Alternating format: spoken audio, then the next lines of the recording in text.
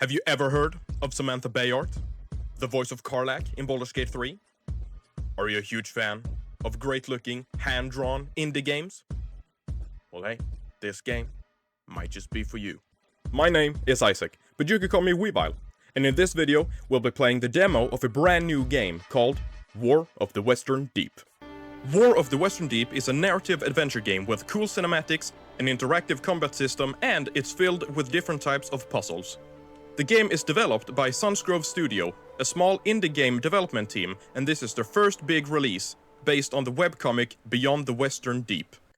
Now this is the first time I've ever heard of Sunsgrove Studio, and I've never read the webcomic either, but I'm a huge fan of Samantha Bayard.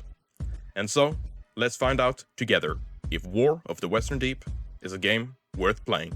The game starts off by introducing us to the protagonist, Mirren.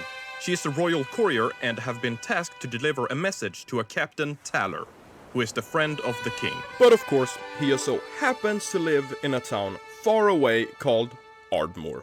Now, it's in this section that we learn a little about the actual gameplay of the game, as well as we are tasked to find our patrol blade that we have misplaced somewhere. And it's now that some of you might come to realize, as I did myself, this is not a point-and-click game, as you actually move by using the WSD keys and interact with the Enter key. Now, I did have some struggles picking up on the movement of the game at the beginning, but you become used to it rather quickly. But before we move on, I just gotta mention something. The mouths! I understand it's just a demo, it's not a finished product, but it really caught me off guard when the characters started talking in light speed! Anyways, as we start our journey towards the border crossing, Mirren picks up on the fact that it's pretty weird that there's no guards around at all. No guards at all.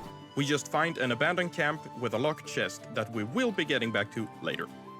As we move further up the path, we find a larger camp, as well as a dead body. Something terrible happened here.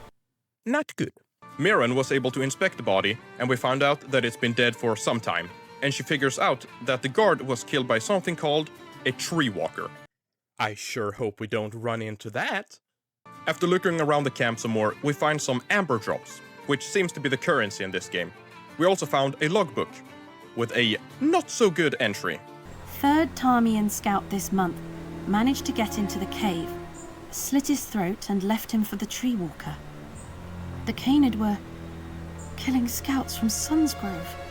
What in the kingdoms could possibly be in that cave? So yeah, something sketchy is definitely happening in here.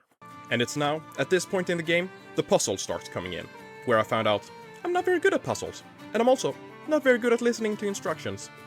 Now, we found out that we need a crank for the drawbridge to continue our journey. Now, the crank is most likely in this little cave here, but it's locked. But is in fact very much incredibly locked. So, we need to solve a puzzle to open the chest, which most likely holds the key. We found a letter that told us what the combination was, but for some reason I decided that I only needed to know part of the combination, and then I could figure out the rest myself. Yeah, that didn't work. So, after actually reading the instructions and opening the chest, we find the key that we need, and we head to the locked cave entrance. What? These are weapons.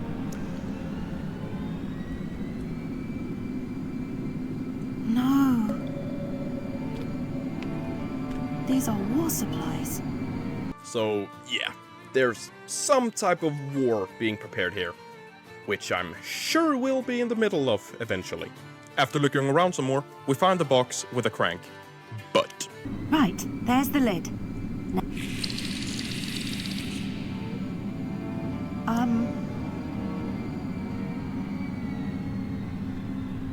What was?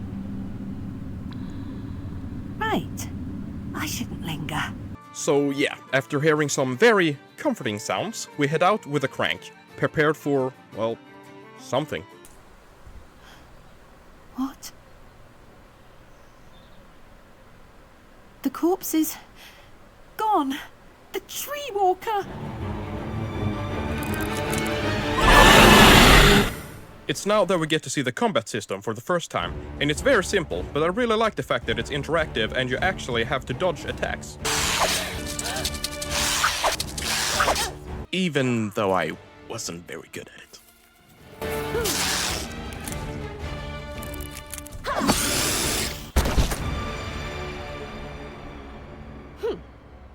After beating the tree walker, we use the crank on the bridge, and...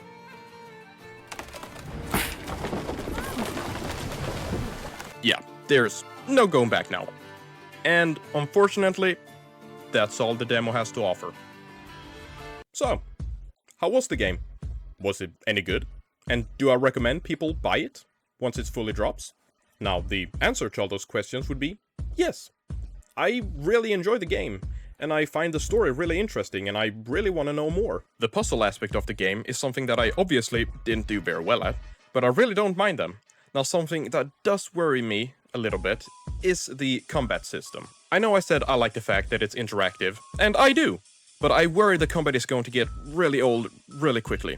But hey, maybe not. Again though, I really look forward to seeing more of this world, and also really look forward to the full game to release. And Samantha Bayard, I really love your performance in this game as well. It's no Karlach, but I like it. Yeah, that's all. Thank you guys so much for watching, and I'll see you in the next one. Bye.